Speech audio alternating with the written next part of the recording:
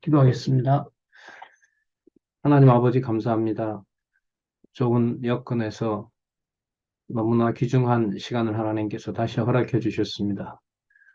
성경을 하나님의 말씀으로 하나님께서 확정해 주시고 하나라도 이 땅에서 그냥 떨어지지 않게 하신다는 약속에 따라 창세기부터 계시록까지 절대진리 하나님의 말씀임을 성경신학으로 하나님께서 너무나 큰 사역을, 큰 영광을 저희들에게 보여주고 계십니다. 이 시간 연구된 성경신학 청소를 통해서 성경의 권위, 하나님의 말씀의 권위를 확인하는 귀한 시간을 갖고자 합니다. 기록하신 성령께서 온 뜻에서 벗어나지 않도록 이 시간을 지켜주시고 함께하는 많은 지체와 함께 연구하는 동역자들에게도 같은 성령으로 역사해 주셔서 이 시간이 귀한 시간 될 수 있도록 인도해 주시옵소서. 예수님의 이름으로 기도드렸습니다. 아멘. 네, 예고해드린 대로 976페이지죠. 976페이지 민수기 31장부터 살펴보도록 하겠습니다. 주제는요, 민수기 31장부터 사사기까지 땅언약 성취 섭리와 관련이 되죠. 그러니까 지금 이제 우리가 살펴보려고 하는 신약 근거의 모든 내용들이 결과적으로는 구약에서 여호와께서 언약하셨던 땅 언약 성취 섭리를 하나만 좀 더 보태면은요, 여호와의 방법대로 이루신다는 것, 우리가 주권이라 그러죠. 여호와의 주권대로 이루신다는 그 사실을 이제 확인해 가는 것이 일단은 중요합니다. 그러니까 민수기 31장에서부터 사사기에 나타난 두 번째 언약, 땅 언약 성취 섭리에 대해서 염두를 두시면서 한번 살펴보도록 그렇게 하겠습니다. 자, 976페이지 밑에서부터 세 번째 줄에 보시면은 이러한 섭리는, 자, 이러한 섭리라는 말은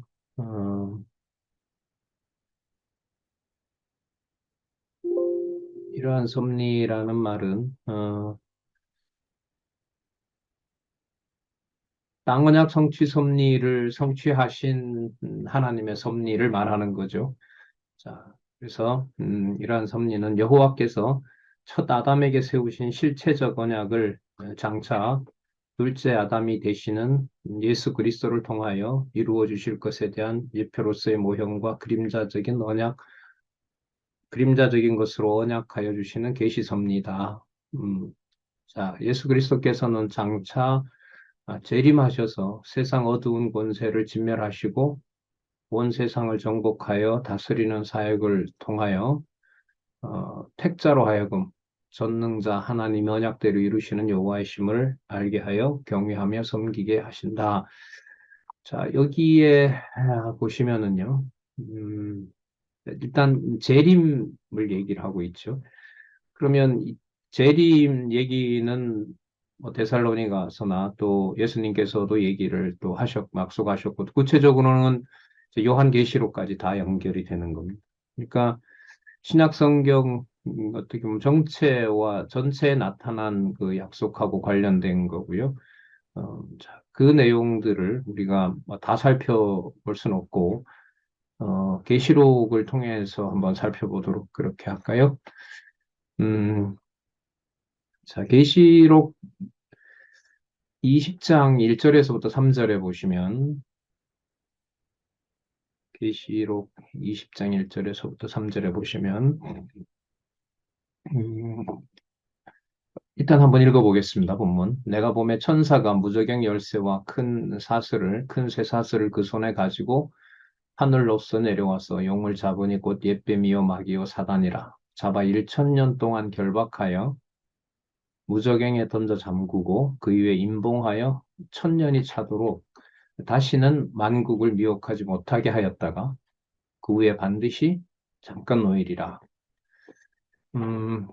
재림하시고 이 본문에 있는 대로 권세를 진멸하시는데 이 본문을 좀 더 참조하시면 잠깐 또 놓이게 된다. 그 다음에 이제 계시록 21장 22장에 가시면은 이제 최종적으로 승리하게 하시는 그런 내용들이 나타나죠.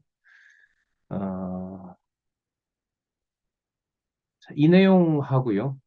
땅언약 성취 섭리하고 연관이 된다는 거죠. 그럼 땅언약 성취 섭리를 한번 떠올려 볼까요?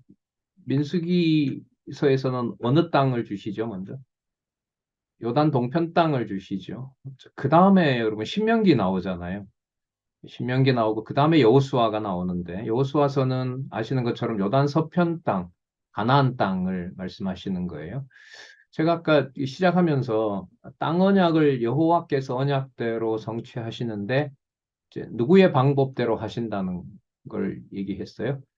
여호와의 방법대로 하시는 거예요. 이제 그게 이제 주권이라고 말씀을 드렸는데 아까 우리가 본문에서 잠시 살펴봤던 계시록 21장 1절 좀 더 나가서 3절까지 보면 하나님께서 최후의 그 땅이라고 할 수 있겠죠. 새 하늘과 새 땅 나오니까요. 그죠?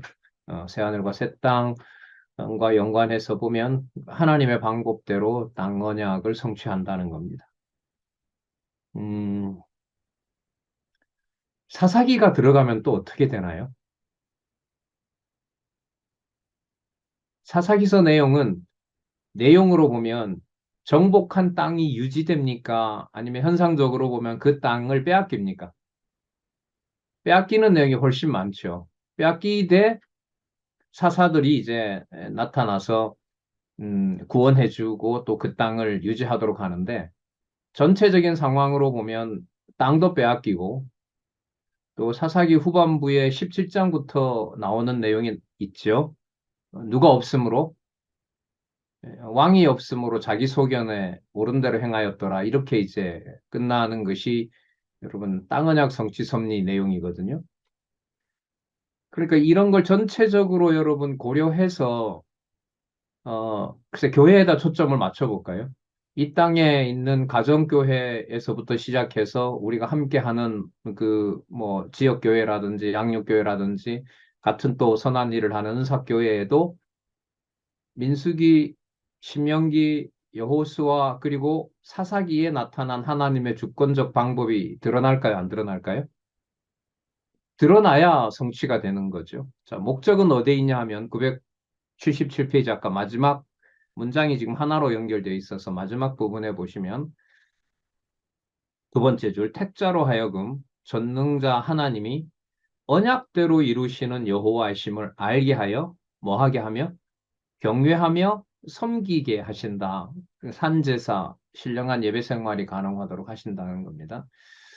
자, 이 내용을 일단 민수기 31장에서부터 사사기의 근거로 이제 제시를 하고 있습니다.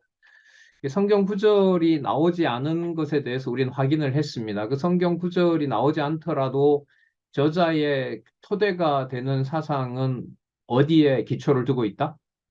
성경 본문에 기초를 두고 있다는 것을 우리는 계속해서 확인을 해왔습니다. 어떤 신학자나 어떤 신학 이론이 아니라 그게 매우 중요하고 그걸 이제 우리가 공부하는 방법론으로 제시해주고 있다는 거죠. 자, 그러면 좀 더 볼게요. 요단 제1절 요단 동편 땅 정복 민수기 31장에서부터 36장에 보시면 먼저 미디안 정복 사건이 나오죠. 중간에 그 신약 근거 제가 찾지 못한 부분은요. 나중에 시간 드릴 테니까 그때 여러분들 찾아주시고 여러분들도 참여 좀 해주시면 좋겠습니다. 31장에는 여러분 985페이지로 가겠습니다. 미디안 승리한 내용 후에 아까 재림과 관련된 내용이 나왔었잖아요. 985페이지에 가시면 두 번째 단락 밑에서부터 두 번째 문장에 이러한 섭리는 장차 예수 그리스도께서 세상 모든 열방을 진멸하고 승리하실 것에 대한 예표로서의 모형과 그림자다. 어, 장차 예수 그리스도께서 승리하신다라는 내용이 뭐 요한계시록 전체를 봐도 되지만은 우리 개론 구조에도 보면 제목이 뚜렷하게 나와 있는 부분이 있죠. 혹시 이 부분 찾아오신 분?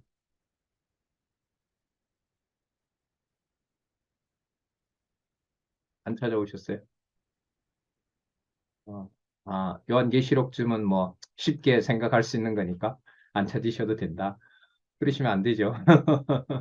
이 부분 꼭 찾아와 봐야 되는 부분인데. 신명기, 자, 자, 성경 개론도 우리 같이 준비하자고 했잖아요. 성경 개론 요한계시록 19장에서부터 20장 제목 한번 확인할까요? 요한계시록 19장에서부터 20장까지. 제목 제가 읽을까요? 만왕의 왕, 누구의 승리? 주의 승리.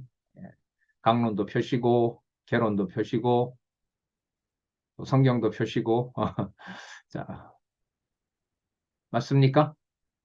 계시록 19장에서부터 20장. 만왕의 왕, 주의 승리. 자, 밑으로 좀 더 내려가 봐요. 19장 1절에서부터 16절, 승리에 대한 찬양. 그리고 19장 17절에서부터 20장, 승리한 주의 통치. 그리고 20장 4절에서부터 15절, 최후의 심판을 단행함. 여러분, 제가 여러분 읽는 이유는 뭐냐면요. 저도 뭐 이 정도는 되지 않습니다만 이렇게 찾아보면서 이제 공부를 하는 건데, 가령 계시록 19장에서부터 20장 만왕의 왕 주의 승리라고 하는 내용을 우리가 만약에 정보를 가지고 있고 여러분 떠올린다면 미디안 정복하는 모든 그 사건에서 누구를 일단 볼 수 있을까요? 그리스도를 볼 수 있겠죠. 예표된 그리스도를 볼 수 있는 거고, 자, 그리스도를 볼 수 있다는 말은 성경 강론지 기록 목적에 맞닿아 있습니다. 아까 누구를 경외하게 하며 섬기게 하려는 것이다. 여호와를 경외하며 여호와를 섬기게 하려는데 그 목적이 있다. 그 목적에 이제 충실할 수 있기 때문에 이런 구조에 나타난 제목들이 매우 중요하다. 이 말씀을 다시 드립니다. 그러니까 본문 몇 장 몇 절과도 관련이 되고요. 그다음에 한 단락과도 관련이 되고 신약 근거가 그리고 우리 지난번에 이미 확인했었잖아요. 뭐 사도행전 전체, 그다음에 로마서 전체 그런 어떤 큰 범위도 어, 미디안 전쟁은 비록 몇 장에 나오냐 하면 31장의 전쟁에서 승리하는 내용이 나오지만 그와 관련된 근거 구절은 확대하면 신약 마태복음에서부터 어디까지 요한계시록까지 다 등장한다는 거예요. 이제 그 훈련을 여러분들 우리가 지금 여기서 일방적인 강의로 되는 비정상적인 세미나를 하고 있는 겁니다.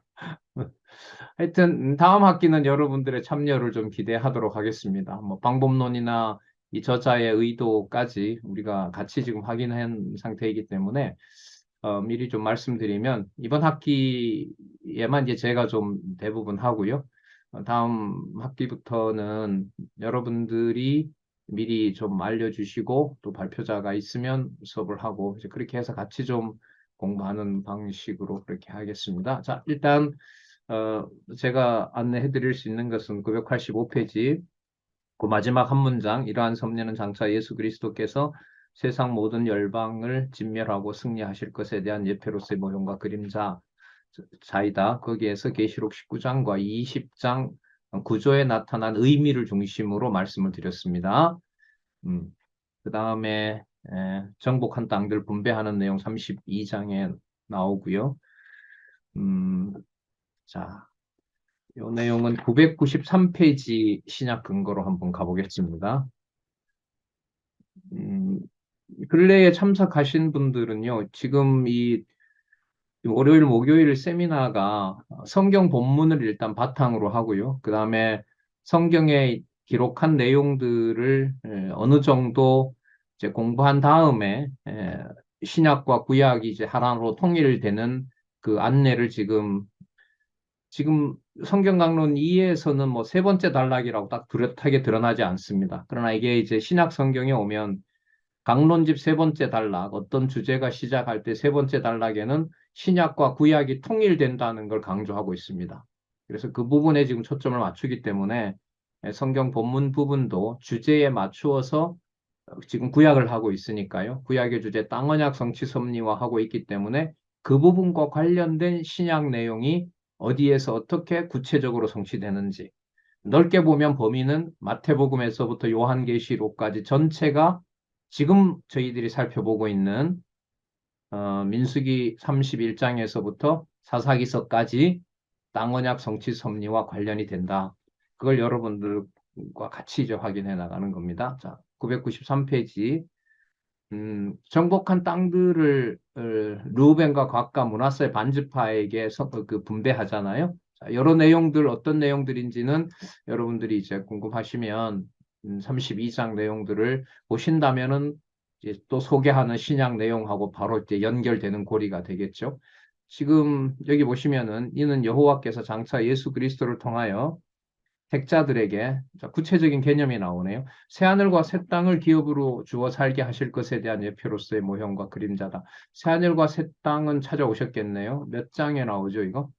요한계시록 21장에 선명하게 나오죠. 또 내가 새 하늘과 새 땅을 보니 처음 하늘과 처음 땅이 없어졌고 바다도 다시 있지 않더라. 이렇게 하면서 적어도 저는 21장 1절에서부터 4절까지 쭉 찾아왔거든요. 자, 그러면 여러분 제가 21장 1절에서부터 4절까지 찾아왔다는 내용은 무엇을 염두에 두고 그러는 걸까요? 정복한 땅들의 분배 내용을 그리스도께서 어떻게 성취하시는지와 관련을 짓기 위해서 제가 이제 공부한 것은 계시록 21장 1절에서부터 4장까지를 이게 바로 그리스도에 대한 성취가 요한계시록에서 이렇게 이루어지는구나. 그 안내의 길잡이는 어디에 있냐 하면 새 하늘과 새 땅이라는 개념을 소개했기 때문에 어느 부분으로 가는 거죠? 요한계시록에 가서 그럼 여러분 요한계시록에 가면 좋은 게 그게 신약 성경의 마지막이잖아요. 그러면 마지막이니까 어떤 부분들이 안고 들어가는 거죠?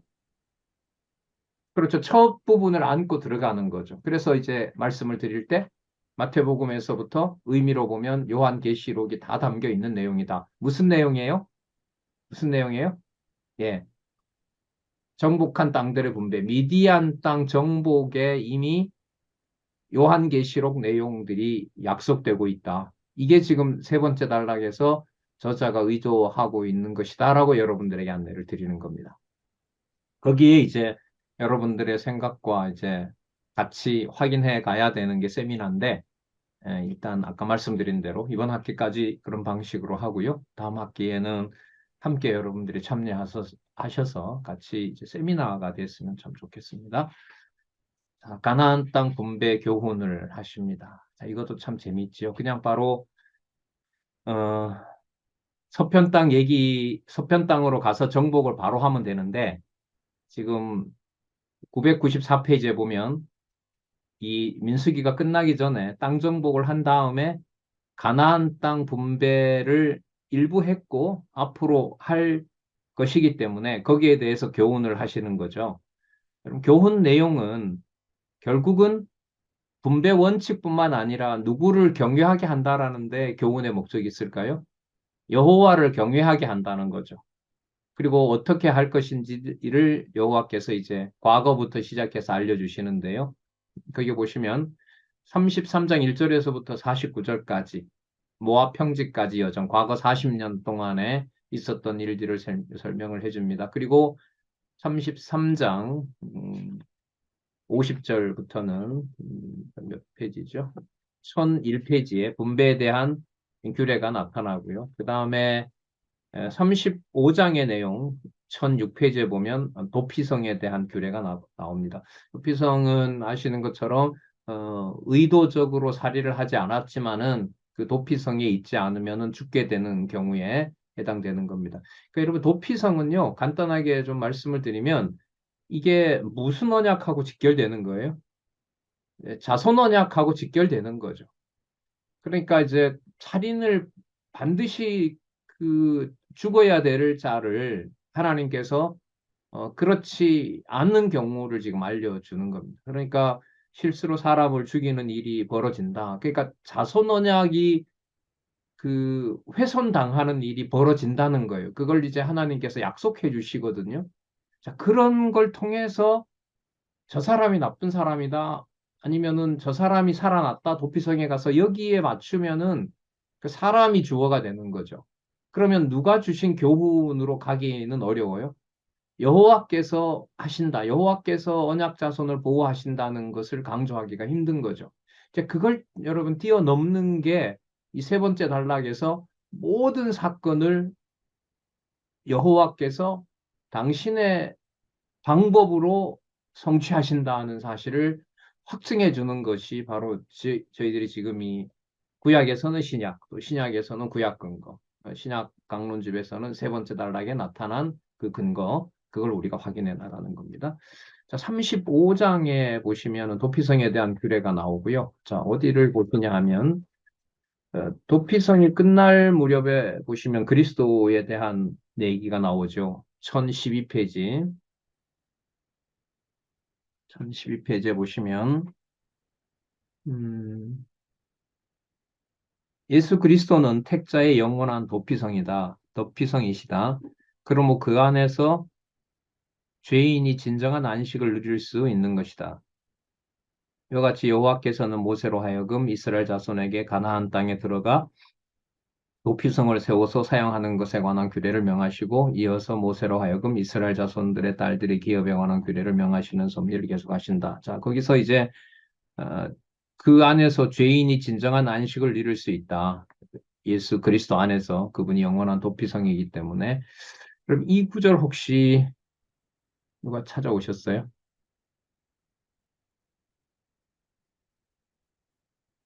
찾으신 분 없어요?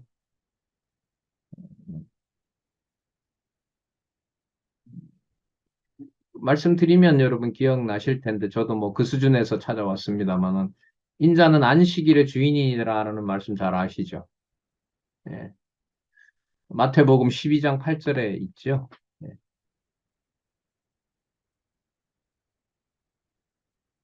그리고 그 현장에서 가늠하다 잡힌 여자 살려주는 내용이 어디에 있습니까? 요한복음에 있죠. 요한복음에 그 내용은 제가 기록을 안 하고 지금 생각이 났는데 막 그것하고도 관련이 되고요.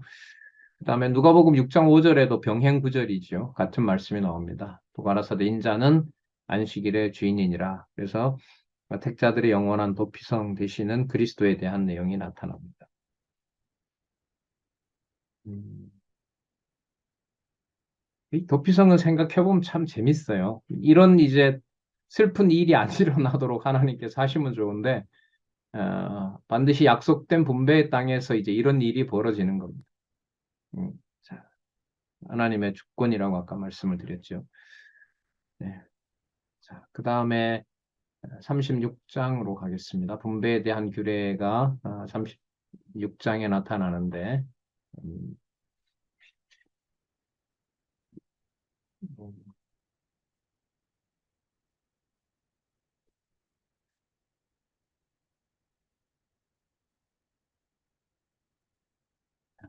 36장에서는요, 1016페이지로 가서 보겠습니다. 1016페이지에 보시면, 음,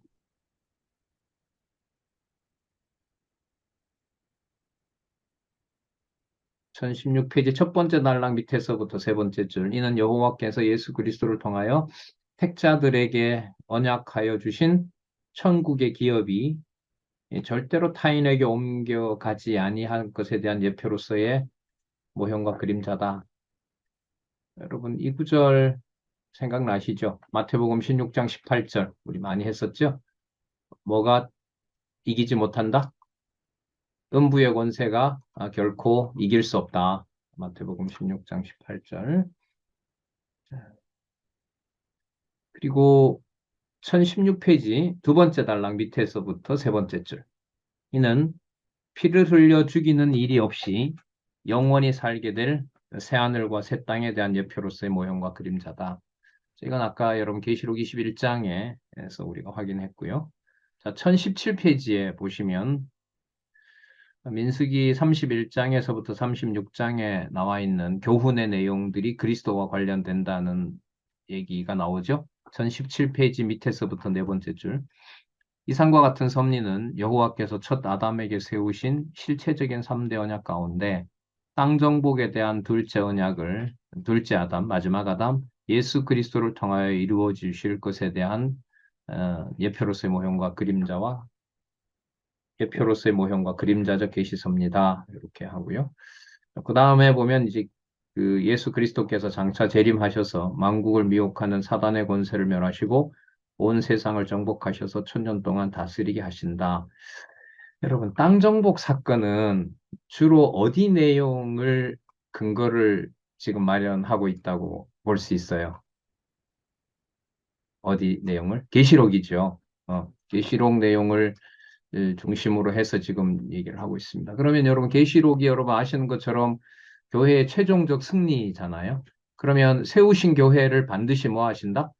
예, 승리케 하신다라는 것과 관련된 내용의 근거를 어디에서? 예, 민수기에서 요단 동편 땅 정복하는 내용과 연관을 시키는 거죠. 그럼 여러분 이 범위가 어떻게 되는 거죠? 민수기 31장에서부터 36장까지 나타난 내용에 대한 신약의 성취는 뭘 다 보세요 이거예요? 교회 설립에서부터 뭐까지 승리까지 다 보시면 됩니다라는 의도를 가지고 있는 거예요. 그러면 여러분 우리가 공부하는 목적이 맞죠? 어떤 한 구절을 보더라도 뭐가 다 들어오게 된다, 점점 성경 전체가 다 들어오게 된다는 거죠. 늘 말씀드리잖아요. 예수님이 요약의 대가시잖아요. 요한복음 5장 39절과 같이 너희가 성경에서 영생을 얻는 줄 알고 대가이지만 의미도 예수님이 만들어내시죠. 너희가 성경에서 구약에서 영생을 얻는 줄 알고 성경을 상고하거니와 그 성경이 누구에 대하여? 나에 대하여. 그러니까 어디부터 어디까지가? 창세기부터 말라기까지 전부가 예수님 자신에 대해서 자신이 주실 영생에 대해서 그럼 여러분 요쯤만 보더라도 오늘 우리가 도피성 주는 문제하고 관계가 돼요, 안 돼요? 바로 연결이 되죠. 그리고 그 내용이 요한계시록이 들어오면 요한계시록 마지막 부분에 나오는 뭐와 뭐가 연결이 돼요? 새하늘과 새 땅이 연관이 되는 겁니다. 그런데 여러분 이 내용에서 우리가 지금 여기서는 할 수가 없는 거지만 성경에 기록한 본문 내용들이 정보들이 많이 있는 것과 없는 것과 차이가 클까요? 적을까요? 엄청 크죠. 진짜 엄청 크잖아요. 그게 이제 바탕이 되면서 제가 강론을 하면서 강의 시간에는 이 세 번째 단락을 손을 댈 수가 없는 거예요. 좀 됐는데 이제 진도가 나가지 않으니까 한 시간 강의에 성경 구절을 몇 가지 한 몇 단락밖에 강의를 못 하게 되니까 하는 나도 막 답답하고 사실 굉장히 아쉽고 그래서 이제 이 우리가 월요일 목요일 세미나를 하게 된 거고 이 부분은 신약에 가면 어떤 방식으로 공부해야 되는지 거의 이제 안내를 잘 해주고 있는데 그게 지금 마련될 때까지 지금 이게 2권이잖아요. 2권 내용에서는 이렇게 이제 신약 내용하고 연결을 시키고 있구나. 그 한 7, 8권, 12권, 7, 8, 9권 정도에 가면 이제 틀이 잡혀가거든요. 창세전 근거, 그 다음에 신약의 근거, 지금 보는 것처럼 그렇게 안내를 하면서 예수님께서 성경을 보신 어떤 그런 성경 중심의 상호 근거, 구약은 신약 전체, 신약의 어떤 부분도 모두가 구약의 근거를 두는 그 관계를 우리가 이제 강론집에서 확인해 가고 있는 겁니다. 자, 1017에 계시록 20장 1절에서부터 6절 성경 구절 좀 한번 볼까요? 자, 내용만 간단히 보면요. 20장 1절에서부터 1절에는 천사가 무저갱 열쇠와 큰 쇠사슬을 가지고 하늘에서 내려와서 용을 잡는다는 거 아까 읽어봤죠? 그 다음에 3절에 보면 무저갱에 던져서 잠궈버리고 잠시 밖에 놓아줍니다. 자, 그 다음에 20장 4절, 여기서부터는 아까 보지 않았으니까요. 제가 볼게요. 20장 4절, 또 내가 보자들을 보니 거기 앉은 자들이 있어 심판하는 권세를 받았더라. 그 이게 무슨 상황이냐면 사단은 하나님의 피조 세계에서 뭐 해요? 놓여져서 아예 천년왕국 동안 생육하고 번성한 교회를 망가뜨리고 있는 거예요. 그런데 하늘에는 누가 앉아 있어요? 내가 보자들을 보니 거기 앉은 자들이 있어 뭘 가졌다는 거죠? 심판하는 권세를 가지고 있는 거죠. 그러면 여러분들 눈에 볼 때는 지상의 교회가 누구 손아귀에 있는 것 같아요? 예, 사단의 손아귀에 있는 것처럼 보이죠. 하지만 하늘에는 누가 있어요? 그리스도와 함께 여러 해할 수 없는 거기 앉은 자들이라고 했으니까 그리스도와 그의 자녀들이 이미 순교하고 이미 부활의 직전에 있는 자들이 전부 권세를 가지고 있는 거죠. 자, 볼게요. 또 내가 보니 예수의 증거와 하나님의 말씀을 인하여 목배임을 받은 자들의 영혼들과 또 짐승과 그의 우상에게 경배하지 아니하고 이마와 손에 그의 표를 받지 아니한 자들이 자, 볼까요? 살아서 그리스도로 더불어 뭐 한다? 1000년 동안 왕노릇해요. 자, 1000년 동안 왕노릇 하게 되고 20장 5절 볼게요. 그 나머지 죽은 자들은 그 1000년이 차기까지 살지 못하더라. 이는 첫째 부활이요. 이 첫째 부활에 참여하는 자들은 복이 있고 거룩하도다. 둘째 사망이 그들을 다스리는 권세가 없고 도리어 그들이 하나님과 그리스도의 제사장이 되어 1000년 동안 1000년 동안 그리스도로 더불어 왕노릇하리라. 그러니까 이 상황이 이제 드러나게 되는 거예요. 그러니까 사단이 풀리는 것과 1000년 동안 왕노릇하는 것들이 끝나고 다시 사단에게 이 천년왕국을 맡겨버리는 거죠. 이게 지금 20장 상황이잖아요. 그 다음에 21장에 가면 이제 심판이 일어나는 일들이 벌어진다는 말이죠. 그러니까 이 내용이 요단 동편 땅을 정복하는 사건의 신약의 근거가 된다는 겁니다. 전체로 보면 교회 승리와 관련된 부분들이 민수기 31장에서부터 36장에 나타난 근거가 된다고 안내해 주는 경우가 되는 거고요. 자, 그다음에 1017에 가시면 호렙산 언약 재교육이 나오는데 호렙산 언약 재교육은 이 내용들이 앞부분에 나타난 출애굽기 19장에서부터 레위기 내용들을 뭐 하는 거죠? 반복하는 거죠.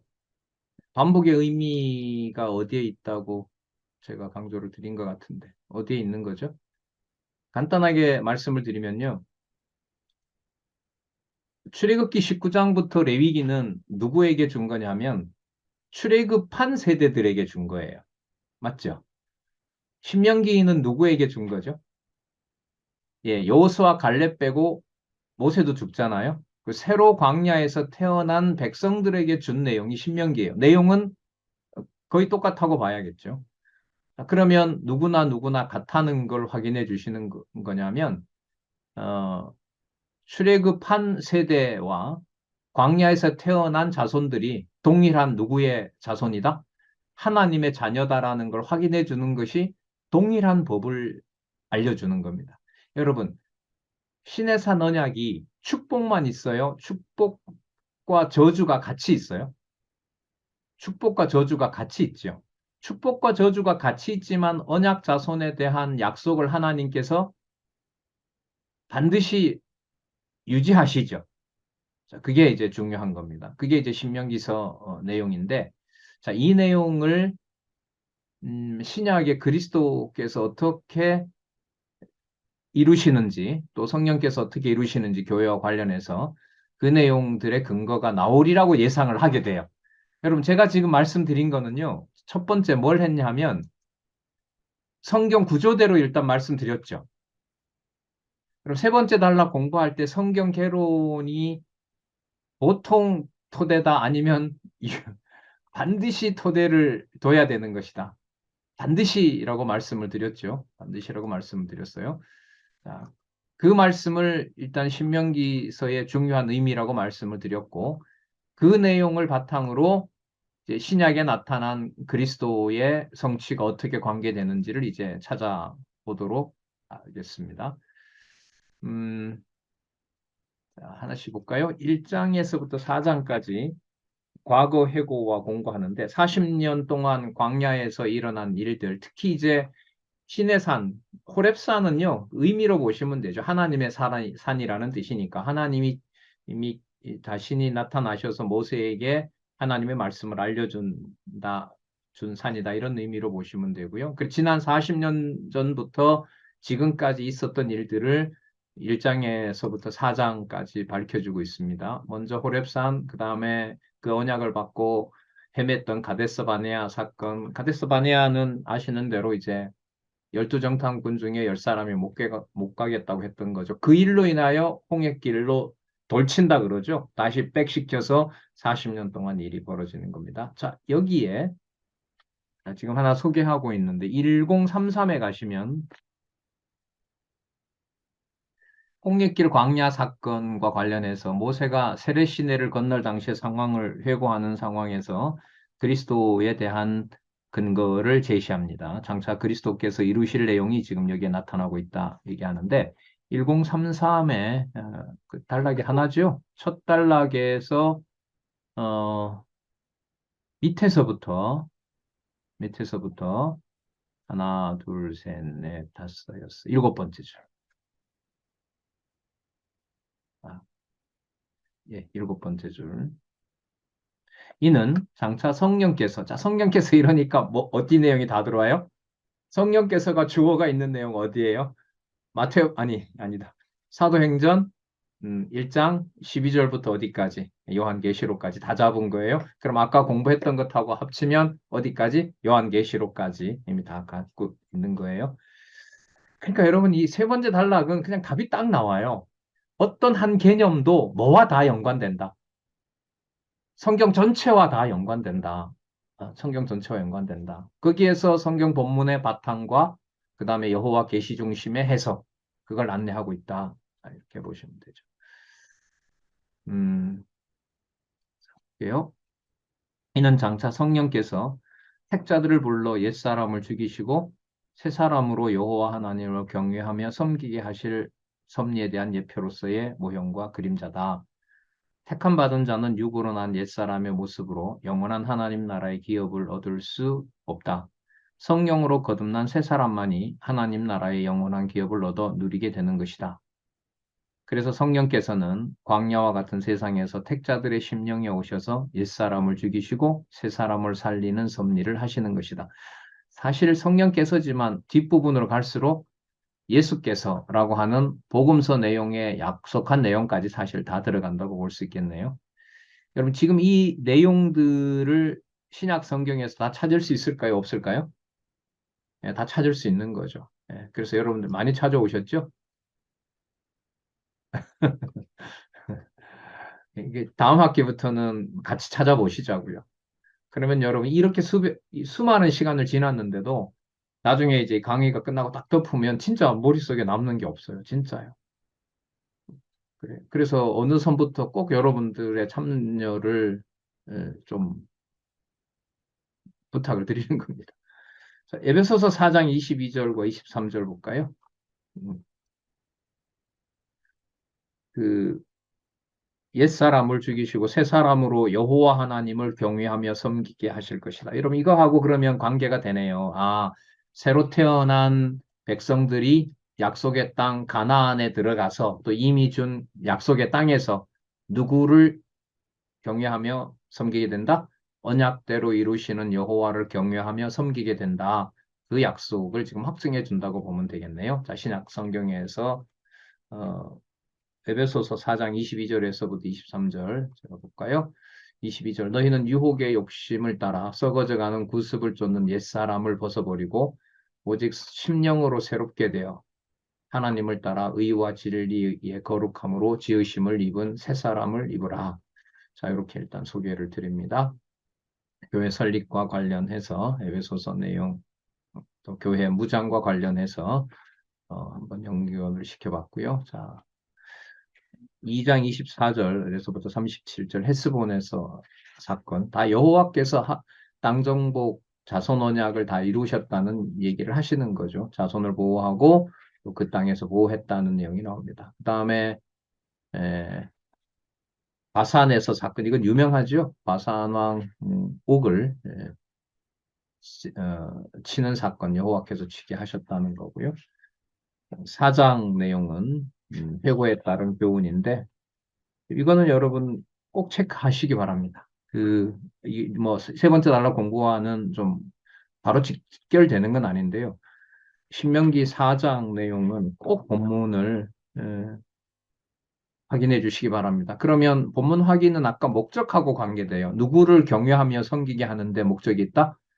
여호와를 경외하며 섬기게 하려는데 목적이 있다. 그러면 이제까지 모든 일들을 누가 해오셨고 누가 하신다는 걸까요?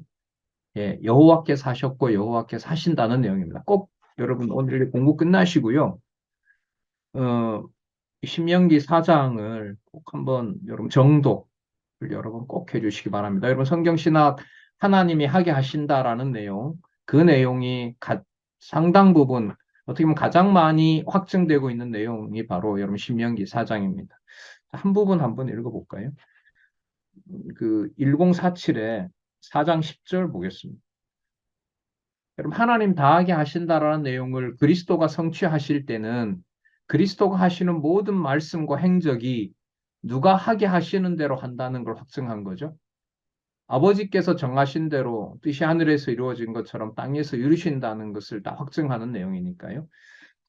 자, 과거 40년 회고를 여호와께서 하신다는 내용을 한번 성경 보면 잠시 볼게요.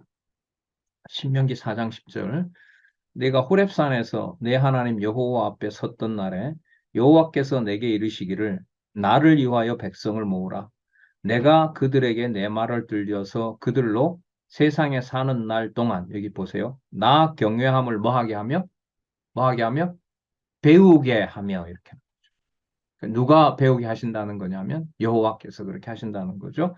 나 경외함을 배우게 하며 그 자녀에게 가르치게 하려 하노라. 그러면 여러분 미래 교육도 가나안 땅에 들어가는 목적이 누구를 가르쳐 준다는 내용의 약속이 있냐 하면 여호와를 가르쳐 준다는 데 있는 거예요. 사실 그렇죠.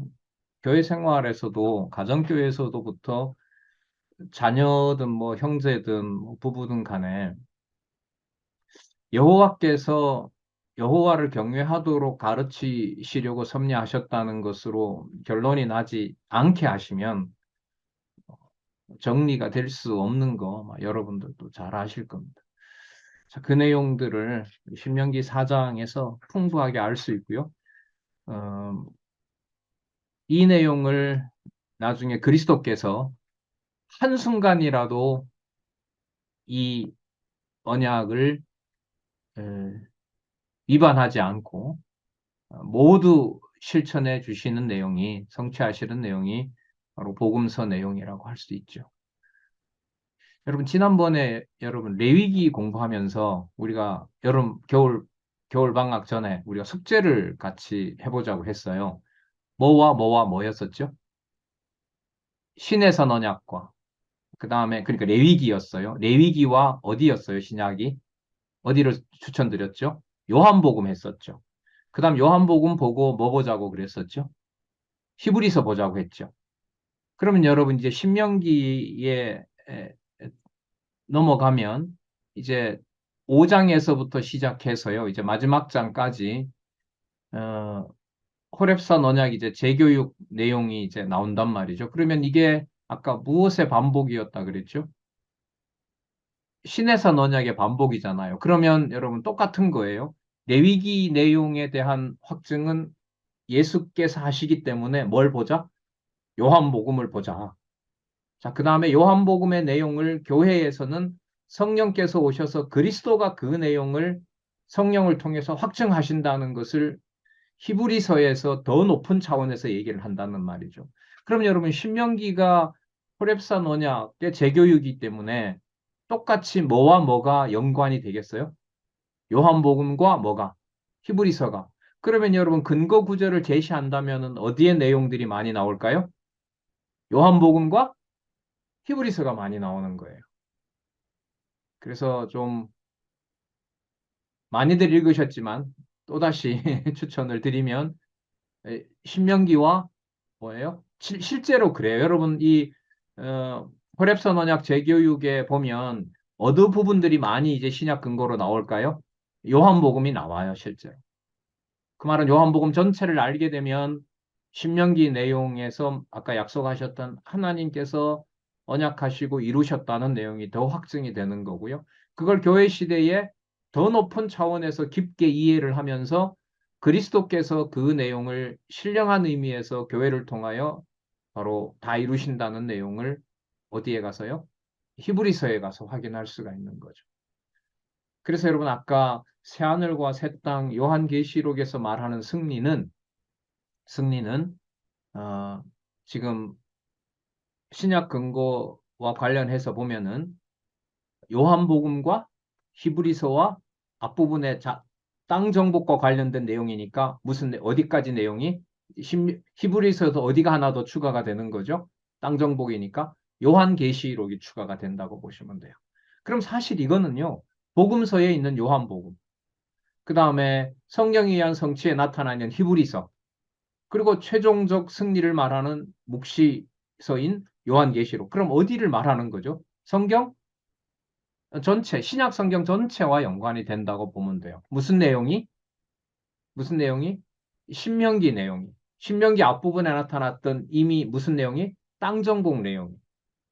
그래서 거듭 말씀드리면 성경 신학에서 세 번째 단락 공부는 개념 하나에서 뭘 다 연관시킨다? 성경 전체를 연관시킨 일입니다. 여기에서 성경 본문의 기초를 두지 않으면은 이건 도저히 일어날 수가 없어요. 유대인들이 지금도 그렇게 교육하잖아요. 태아 교육부터 시작해서 하고 0세부터 4세까지인가요? 히브리어 다 배우게 하고 그 다음에 5세부터 12세까지 학교 교육에서 율법시키게 하고 그 다음에 18세인가요? 19세에 여자애들 성인식을 하고 남자애들 성인식을 하고 19세까지. 그러니까 19년 동안 구약을 공부하거든요. 그럼 여러분 구약을 공부한다는 게 우리로 말하면은 어디 내용에 대한 그 바탕이 단단하다는 거죠. 본문 내용에 대한 바탕이 단단하다는 거거든요. 여러분 어떻게 생각하시는지 몰라도 여기는 20년 공부하신 분도 있고 30년 넘게 40년 넘게 공부하신 분들이 있는데 내가 가진 본문에 내가 가지고 있는 본문 이해의 수준에 이 정도는 이런 생각들, 이런 정보들에 대해서 나는 만족한다고 하시는 분 계세요, 혹시? 아니, 솔직히, 넌 어떠냐고요? 살아갈수록 대단히 불만족스럽습니다. 좀 실질적인 이유를 말씀드리면은요, 제가 21살에 성경을 보기 시작했거든요. 이제 이런 성경 신학을 따라서 늘 보던 것도 아니고 봤는데, 지금도 빨리 머리에 떠오르는 것은 교회 학교 다닐 때 선물 받기 위해서 외웠던 성경 구절이 먼저 생각이 나는 거예요. 그래서 이 말씀 드리는 이유는 세 번째 단락의 내용들의 결국은 이 저자가 안내하는 그 완성이라기보다 이제 발전과 성숙은 어디에 대한 철저한 교육이 바탕이 돼야 된다? 여호와 계시 중심의 성경 본문의 바탕이 되어야 된다는 것을 아주 강하게 말하고 있어요. 이게 이제 차세대에 아, 이건 꼭 필요한 교육 같아요. 근데 이걸 진짜 뭐 유대식으로 그렇게 율법적으로 교육할 수도 없고 하여튼 이 좀 뭐라 그러죠? 좀 애탐이 있네요. 자, 계명에 대한 교훈 5장에서부터 가요? 예, 우리 잠시 쉬도록 하겠습니다. 8시부터요. 제가 좀 늦게 시작했죠. 8시 우리 15분에 뵐게요. 8시 15분에 1055부터 보도록 그렇게 하겠습니다.